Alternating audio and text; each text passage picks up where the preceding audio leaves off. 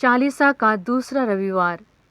प्रिय भाइयों और बहनों, वर्ष 2025 में संपूर्ण कैथोलिक कलीसिया ने आशा की तीर्थयात्री बनकर अपनी आध्यात्मिक यात्रा को आगे बढ़ाया।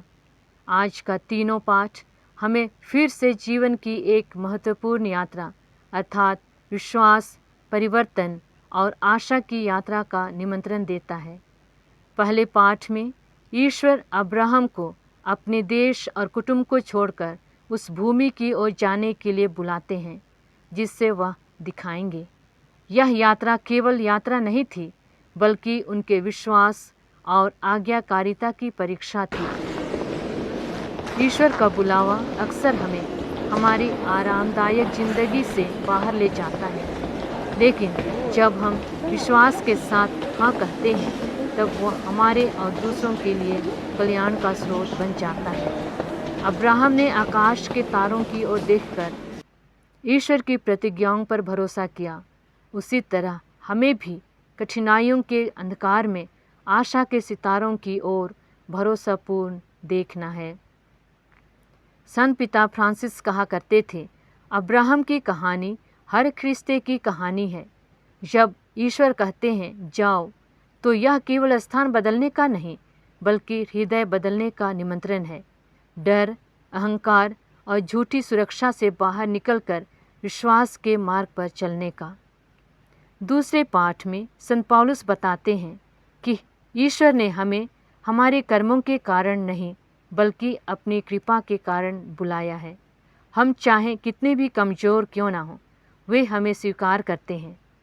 कई बार हम अपनी असफलताओं के कारण खुद को अयोग्य समझते हैं और कहते हैं, मैं अच्छा नहीं हूँ, मैं अच्छी नहीं हूँ, मैं योग्य नहीं हूँ, लोग मुझे प्यार नहीं करते हैं इत्यादि। लेकिन हमारी कमजोरी ईश्वर की कृपा के लिए बाधा नहीं, बल्कि अवसर है। सच्चा ख्रिस्ती वह नहीं जो कभी गिरता नहीं, बल्कि वह है जो हर बार गिरकर ईश्वर की कृपा में उठता और आगे बढ़ता है। सुसमाचार में यीशु के रूपांतरण का दृश्य हमें भावी महिमा की याद दिलाता है कि दुख और क्रूस जीवन का अंत नहीं है, लेकिन उनके बाद महिमा है। इस घटना का सबसे गहरा संदेश स्वर्गीय आवाज़ में मिलता है, यह मेरा प्रिय पुत्र है, इसकी सुनो। इस समय पेतरुस की प्रतिक्रिया बहुत ही मानवीय प्रतीत होती है।